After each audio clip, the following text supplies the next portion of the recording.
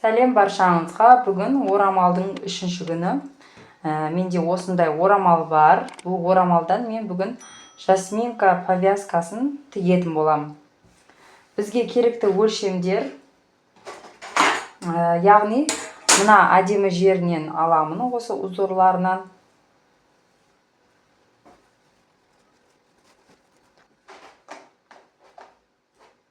Осы узорларын алатын боламын.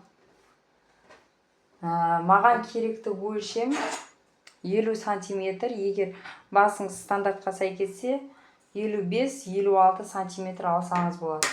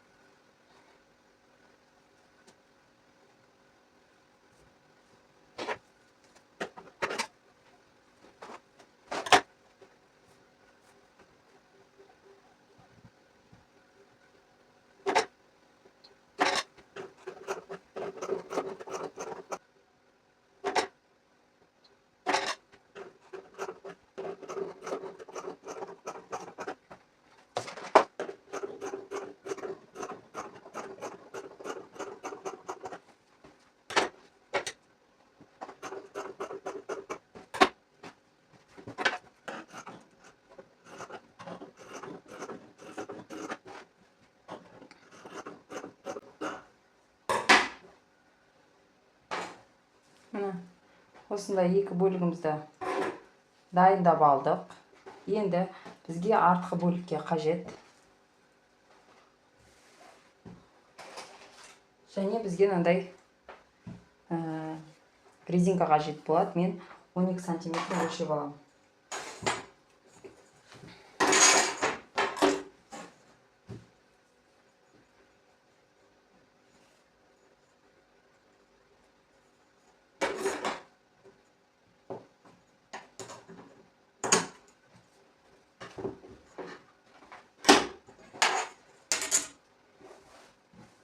Және оның сыртына 10 сантиметр етіп өлшеп аламыз. Қаталатын бөлігін.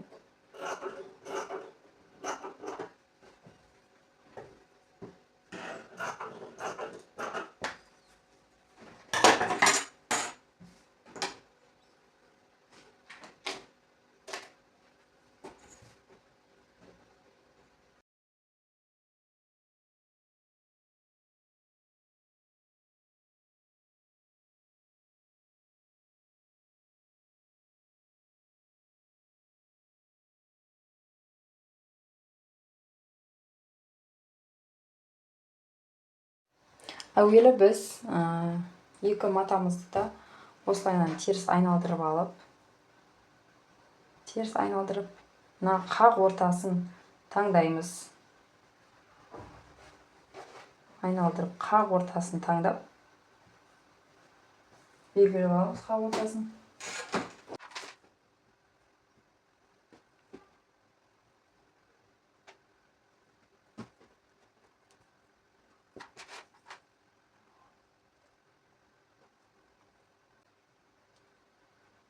Мына аяқтан 3 сантиметр және мына жерден 3 сантиметр.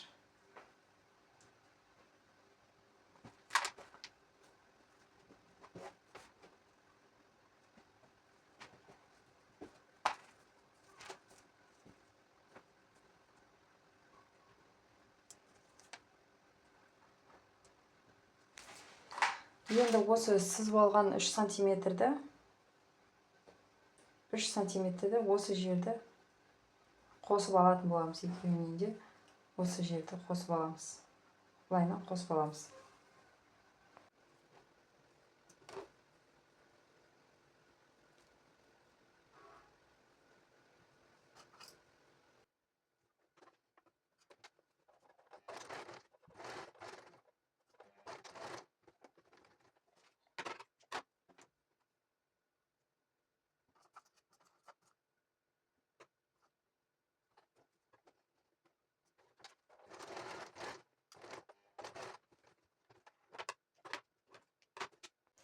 Осылайынан тігіп алдық ортасынан. Енді осыны оң айналдырамыз. Екеуін де оң айналдырып аламыз.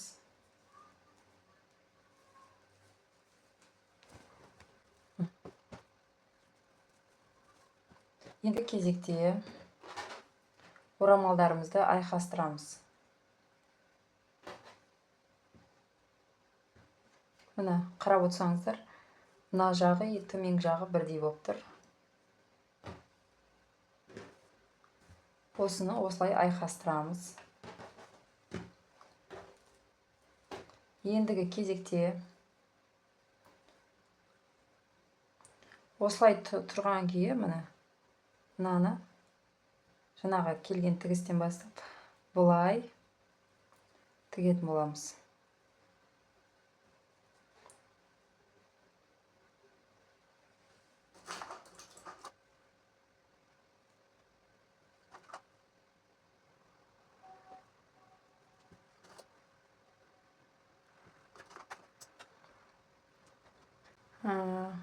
Мына қарап отырсаңыздар, осылай айқастырдық қой.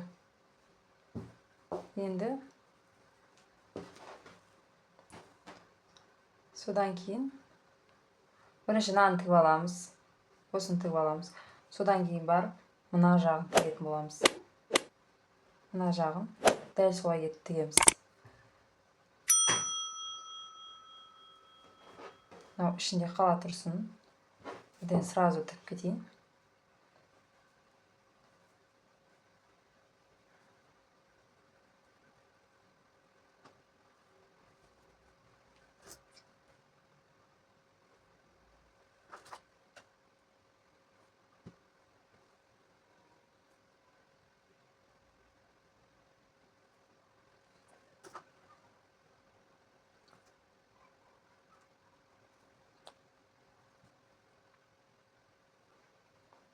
Яғни осы екі жағын былайынан бірінші тігіп шығармамыз.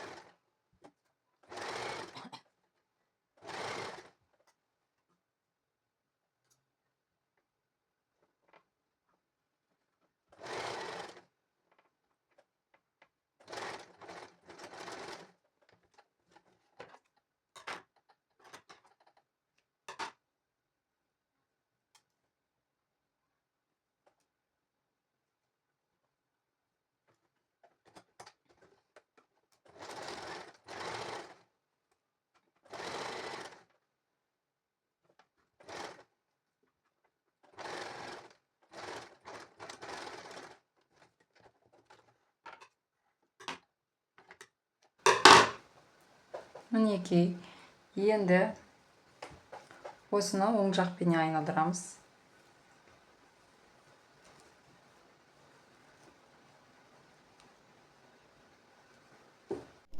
Аударған кезде осылай аударылады. Енді біз мына бөлігінде дәл солай етіп тігіп аламыз. Яғни мына бөлік пен мына бөлікті қосып тігіп алатын боламыз.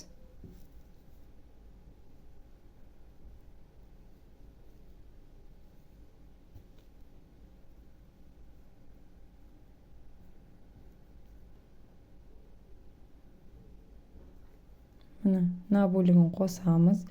Содан кейін мына жақ бөлігінде осылайынан қосып алып тігетін боламыз. Яғни қазір бірінші мына жағын қосатын болам.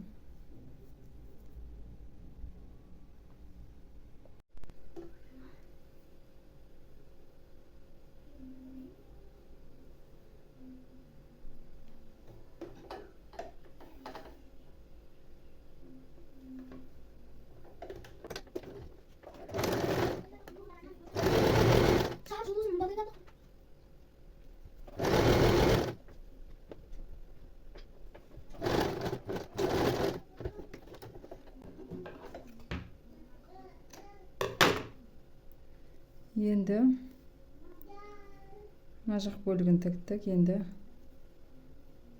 мына жақ бөлігін қосып тігеміз.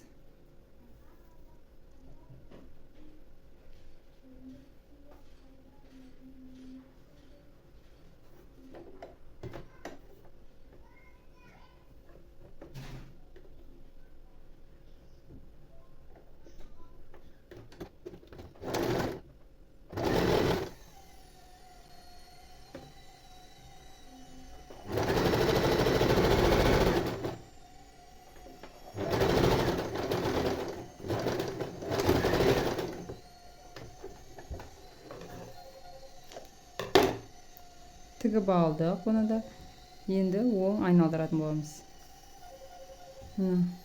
Осылайынан тұрады. Жалпы мынаны былай жатқызып өтектесеңіз де болады.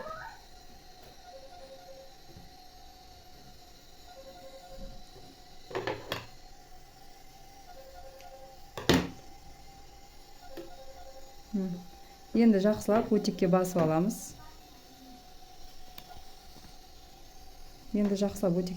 аламыз. Содан кейін артындағы несін тігеміз. Жинап тұратын тігетін боламыз. Мына осылай жатқызып өтектеп алдық. Мына бетін таңдасақ та болады, немесе мына бетін, мен мына бетін таңдап тұрмын. Енді кезекте артындағы резинкасы. Бұл резинканы тікпес бұрын мынаны былай 1 сантиметр етіп тігіп алатын боламыз бірінші. Содан кейін резинканы мынаған қондыратын боламыз.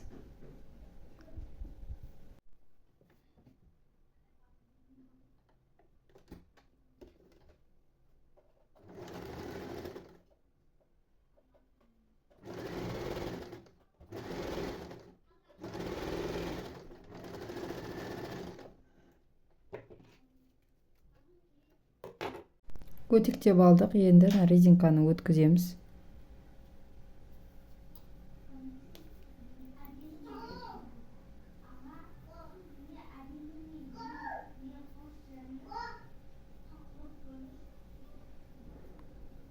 Осылайынан бірінші жағын тігіп аламыз. Содан кейін өткізіп, мына екінші жағын тігіп аламыз. Міне екі жағын тіктік. Міне және де ортасынан да жүргіздім. Әдемі болып жиналып тұру үшін. Енді мына чурбанға тігетін боламыз, яғни повязкаға. Ол үшін әуелі мына бөлікті ішіне қарай қайырамыз 1 сантиметрге. Былайынан 1 сантиметр қайырып шығамыз.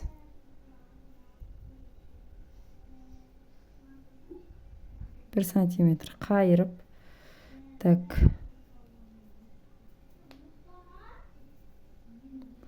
Мына жағын ішке қарай кіргіземіз. Яғни былай қайырып,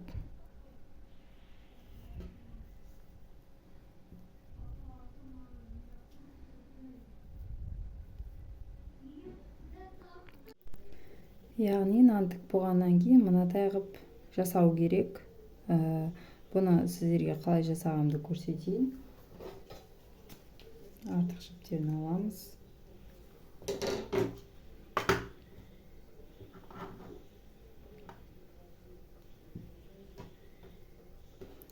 Яғни былай жатқанда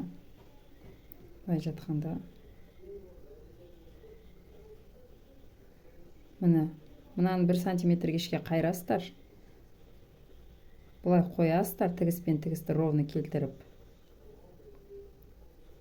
И сол 1 сантиметр бойынша қазір мына жерді белгілеп алайын, жылжып кетпес үшін. Өте мата, жылжып кеткіш. Судырмалы мата болғасын осылай болады. Міне сіздерге анық болу үшін енді мынаны былай қарай мына жерге до конца апарамыз. Тағы негізі өтектеп алғанда болатын еді. Мен бірден тігіп тастайын дедім. Міне қарадыңыздар ғой. Осылайынан қойып мынаны тағы инемен қадап аламыз. Енді әркім әртүрлі істейді, маған осындай ыңғайлы. Көрдіңіз ба? Міне былай и былай тағынан белгілеп аламыз, жылжып кетпеш үшін. Ендігі кезек мына жақтан тағы 1 сантиметрдей еріп қайырып аласыздар, былайынан апарасыздар да тағы мына инені қойып аласыздар. Жаңа бір кісі жазыпты ғой, тез мыжымай тез болшы деп. Просто мен түсінікті болсын деймін да барлық адамға. Ертең күні түсінбей қалды, ана жер қандай еді, ана жер қандай еді деп, бірден түсінікті болсын деп осылай анықтап түсіруге тырысамын. Менің өз ойым сондай енді. Басқалар қалай ойлайтын? Енді мынаны 1 қайырдыңыз, мынаны 2 қайырдыңыз. Енді мынау жаңағы центрін алып аласыздар да, бұны да қайырып, мына центрге әкелесіздер. И мына жағын тоже былайынан кіргізесіз. Бұл кезде полный емес, жартылай мынада жіптер кедергі жасап, судырмалы материал болғасын, шамал ыңғайсыз болып тұр. Міне, тағы да бүйтесіздер. 1 сантиметрдей, бірақ полный емес. Осылай жартылай.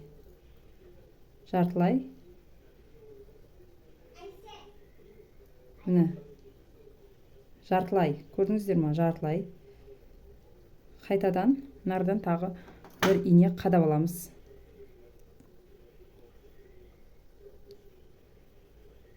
Мына жағын былай істеймін. Енді мына жағы тоже жартылай кіреді. Жаңа полный кіргіздік қой, енді жартылай ғана кіреді. Ішке қарай и мына жағын былай жабамыз. Көрдіңіздер ма? Осылайына жабамыз. Міне. Осылайына жауып, осырадан және осырадан былайынан тігіп шығасыздар. Сонда почти повязкамыз дайын болады. Мен қазір жерде тігіп жіберейін, содан кейін сіздерге қалай болғанын көрсететін боламын. Міне 2 жанында тігіп алдық. Осылай астыңғы жағынан былай осындай повязка шықты. Енді киіп көрсететін боламын. Осындай әдемі жасминка повязкасы шықты. Светі де барлығы өте ұнады. Жалпы менің жасап жатқан мастер-класстарым ұнап жатса, менің каналыма тіркеліп қолдап отыруды ұмытпаңыздар.